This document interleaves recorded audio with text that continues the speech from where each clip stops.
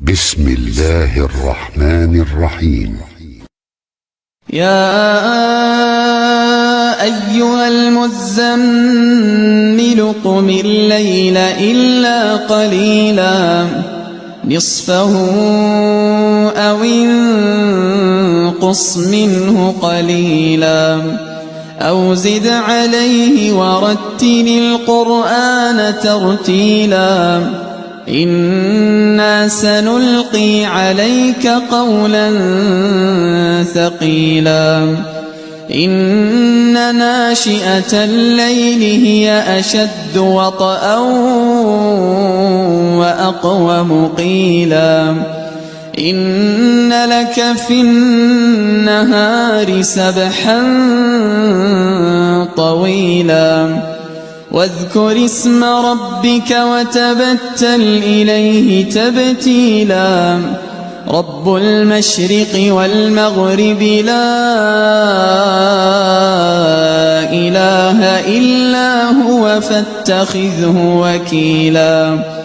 واصبر على ما يقولون واهجرهم هجرا جميلا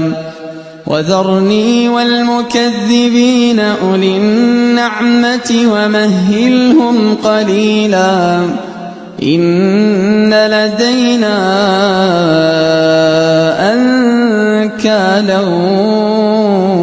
وجحيما وطعاما ذا غصة وعذابا أليما يوم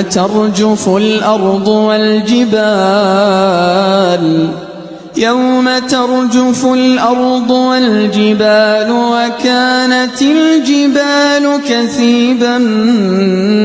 مهيلا إنا أرسلنا إليكم رسولا شاهدا عليكم إنا أرسلنا إليكم رسولا شاهدا عليكم كما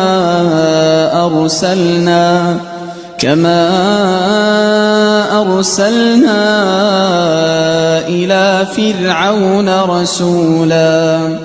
فعصى فرعون الرسول فأخذناه أخذا وبيلا فكيف تتقون إن كفرتم يوما يجعل الولدان شيبا السماء منفطر به كان وعده مفعولا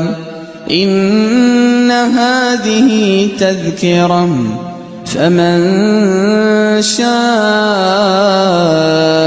اتخذ إلى ربه سبيلا إن ربك يعلم أنك تقوم أدنى من ثلثي الليل ونصفه وثلثه وطائفة من الذين معك والله يقدر الليل والنهار علم أن لن تحصوه فتاب عليكم فاقرؤوا ما تيسر من القرآن علم أن سيكون منكم مرضى وآخرون يضربون في الأرض يبتغون من فضل الله وآخرون يقاتلون في سبيل الله فاقرؤوا ما تيسر منه وأقيموا الصلاة وآتوا الزكاة وأقرضوا الله قرضا حسنا وما تقدموا لأنفسكم من خير تجدوه عند الله هو خيرا وأعظم أجرا